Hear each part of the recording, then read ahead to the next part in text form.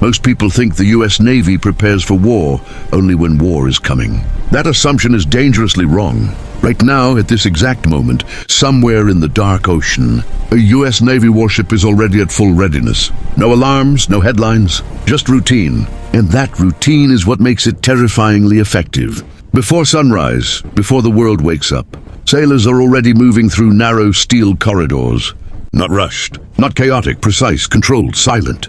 Because in naval warfare, routine is not boring. It's survival. Every action is timed, every order rehearsed, every mistake remembered. This isn't just daily life. This is how a navy stays ready to fight a war that may never be announced. And here's the unsettling part. This routine doesn't start when missiles fly.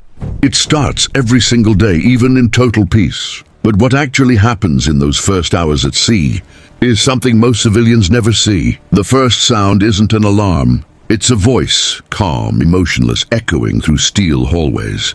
Réveille. No snooze buttons, no second chances. On a US Navy warship, the day begins whether you're ready or not. Sailors swing out of tight bunks stacked 3 high. Some slept 4 hours, some slept 2. A few haven't slept at all, because at sea, time doesn't belong to you, it belongs to the mission.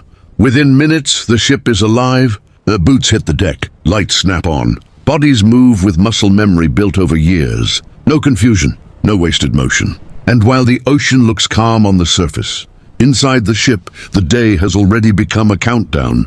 Countdown to inspections. Countdown to drills. Countdown to a moment that could turn routine into reality. Because every morning in the US, Navy carries the same silent question. If today becomes the day, are we ready? And that question is about to be tested harder than most people realize. By the time the sun touches the horizon, the ship is already at work.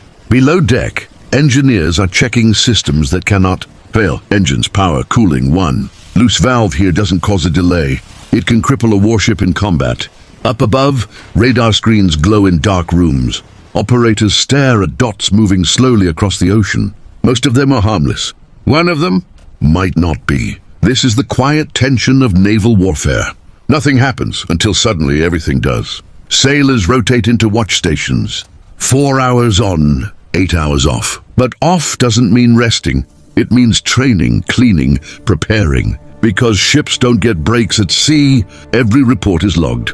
Every anomaly questioned. Routine is drilled so deeply that when chaos arrives, the body reacts before the mind does. And somewhere on the ship, an officer is already thinking ahead. What if that contact turns hostile? Because the US Navy doesn't wait for threats to appear. It assumes they already exist. Midday is when the ship tests itself. Without warning, a drill is called. No announcement, no explanation, just action. Fire in the engine room. Within seconds, sailors are running toward danger, not away from it. Heavy gear, thick smoke, zero visibility.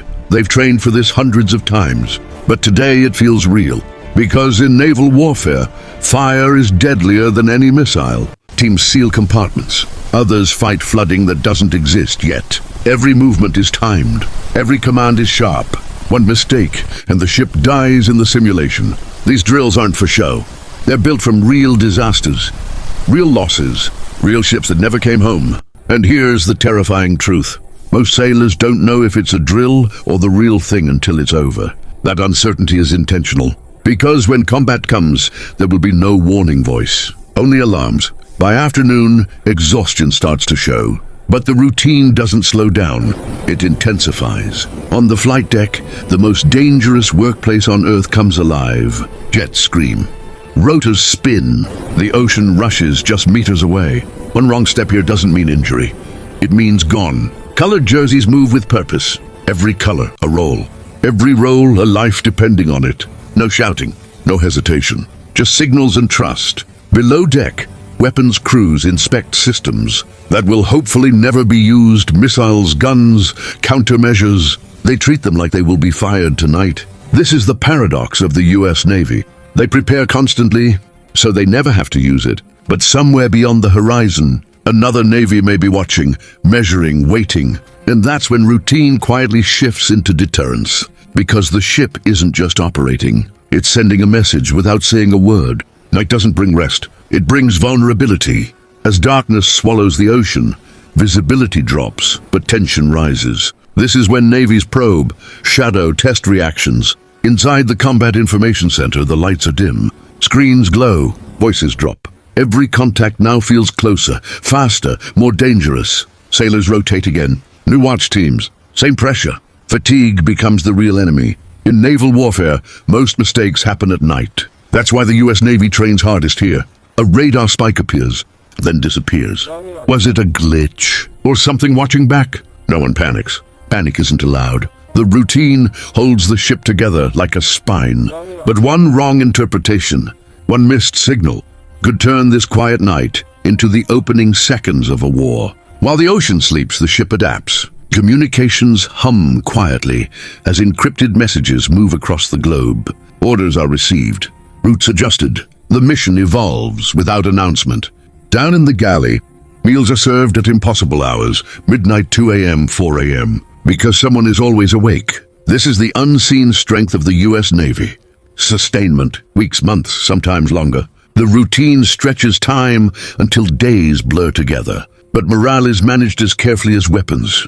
A movie night, a gym session, a joke in a hallway. Small things that keep humans functioning inside a machine built for war. Because ships don't fight wars. People do. Just before dawn, the ship enters its most revealing moment. Fatigue is highest. Alertness is fragile. This is when routines prove whether they actually work. A sudden drill is called combat systems. Targets appear on screens. Timelines shrink. Decisions must be made in seconds. This is naval warfare stripped of drama. No speeches, no hero shots, just process. Operators track, officers verify. Commands are repeated back word for word, because one misunderstood order can start a war or lose one. The ship doesn't fire, but it could have, and that's the point. Every simulated engagement is a message to the crew. This can happen anytime. From the outside, this looks like repetition. Same wake up, same drills, same watches, day after day, week after week. Critics call it monotony. The US Navy calls it dominance. Because in naval warfare, the side that stays ready the longest wins. This routine allows the ship to respond before politics, before headlines, before public awareness. By the time the world notices a crisis, the Navy is already in position. No scrambling, no improvisation, just execution. The routine isn't about today. It's about the day when routine breaks. And when that day comes, sailors won't rise to the occasion. They'll fall back on what they've done 1,000 times. The most powerful thing about the US Navy isn't its ships, or its aircraft, or even its weapons. It's predictability on purpose. Every routine, every drill, every sleepless watch is designed to remove hesitation when chaos arrives. So when the moment comes, there is no debate, only action. This is why wars are often decided before the first shot is fired, because one side has already lived the day 1,000 times. The US Navy doesn't wait for history to test it. It rehearses history daily, out on the ocean, far from cameras and speeches. This routine continues. Quiet, relentless, unbroken. And that's why when something finally does happen, it never starts with surprise. It starts with readiness.